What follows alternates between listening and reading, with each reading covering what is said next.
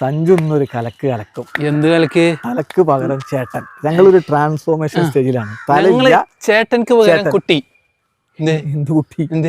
എന്ത് വൈഭവ് സൂര്യവംശി കഴിഞ്ഞ സീസൺ തന്നെ അതിന്റെ ഒരു സൂചന തന്നാണ്. എന്ത് അടിച്ചു പരുത്ത് മൂപ്പര ഓപ്പണിംഗ് സ്ഥാനൊക്കെ പോയി സഞ്ജുവിന്റെ. സഞ്ജു പരിക്കേറ്റ് പറഞ്ഞാണ് ഞങ്ങക്ക് ആവശ്യമില്ല, ഞങ്ങൾക്ക് ആവശ്യമില്ല. ആ ചെക്കൻ ചെറിയ കുട്ടിയാണ്, ആ കുട്ടി എന്ത് തല്ലാണ് പദം. അതാണ് ഉത്തപ്പ പറഞ്ഞത്.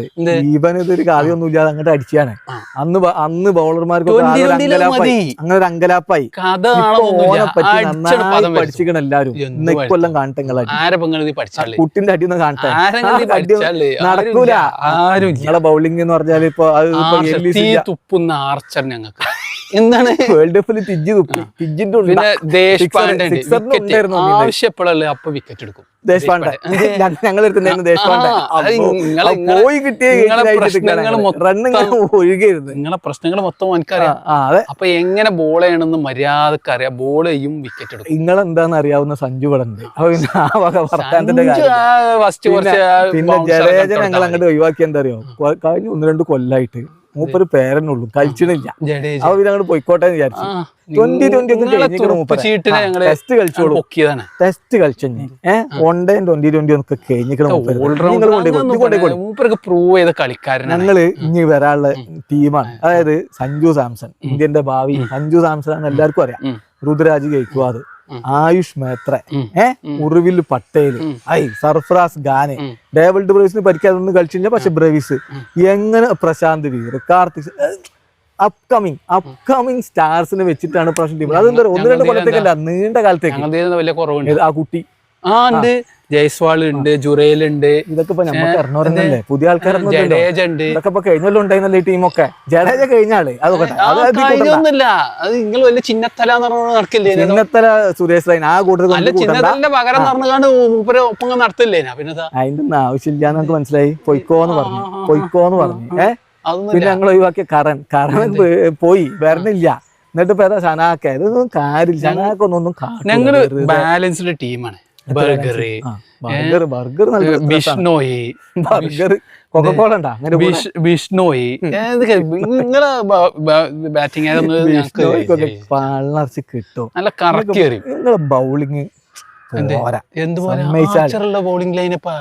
ആർച്ചറിന് ഇംഗ്ലണ്ട് കണ്ടില്ലെങ്കിൽ അടിയാണ് കിട്ടിയിരുന്നു. ആർച്ചറിന് ഇപ്പൊ കഴിഞ്ഞ കൊല്ലങ്ങളിലൊക്കെ ആയിട്ട് അടിയോട് അടിയാണ്. പഴയ ആർച്ചറൊന്നും അല്ല.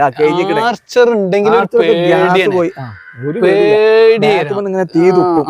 സഞ്ജു ആർച്ചറിനിട്ട് അലക്കി വേൾഡ് കപ്പില്. അതിന്റെ കണ്ടിന്യൂഷൻ പകരം അങ്ങനെ പാറും. അങ്ങനെ സഞ്ജുവിന്റെ കണ്ണു കൂടെ അങ്ങനെ സഞ്ജുവിന്റെ ബാറ്റിന് തീ ഉണ്ടായി. നിങ്ങള് സമ്മതിക്കുന്നുണ്ടോ അതൊക്കെ? നിങ്ങൾ ഈ യത്മാർ എവിടെ ഇറക്കുക? വെസ്റ്റ് ഇൻഡീസ് നമ്പർ 3 ഇറക്കുന്നത്. നിങ്ങൾക്ക് ഇറക്കാൻ പറ്റൂല. അതാണ് ചുരുക്കി പറയാം. നിങ്ങൾക്ക് ആ കൺഫ്യൂസ്ഡ് നിങ്ങൾക്ക് തലയില്ലല്ലോ. തല വേണ്ടല്ലോ. തലയില്ല, അതോടുകൂടി കഴിഞ്ഞു. തലയില്ലേ പിന്നെ ബോഡി ഉണ്ടായിട്ട് കാര്യമില്ല. തല ഫുൾ കാര്യങ്ങളും സഞ്ജുവിനെ ഏൽപ്പിച്ചു. അതൊരു പ്രതീകാത്മകമായി ഏൽപ്പിക്കലാണ്. ബാറ്റിംഗ് പോയി വേൾഡ് കപ്പിൽ കുറച്ചൊക്കെ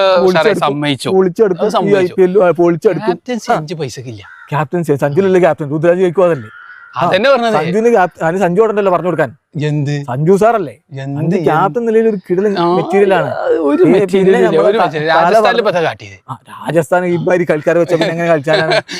രണ്ട് വിദേശ സ്പിന്നർമാരെ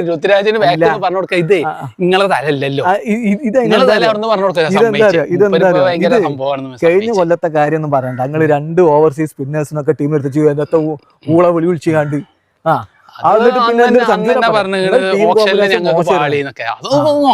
ഓപ്ഷനല്ല ഗ്രൗണ്ടിലും പാളി. ഒരു സംശയം ഒരു പാളലും ഇല്ല. നിങ്ങൾക്ക് ഇന്ന് തലയില്ല, അതുകൊണ്ട് ഞങ്ങൾ ജയിക്കും ചെയ്യും. പുതിയ CSK ലോഞ്ചിങ് ആണെന്ന്. സഞ്ജു ആണ് അതിന്റെ ഐക്കൺ.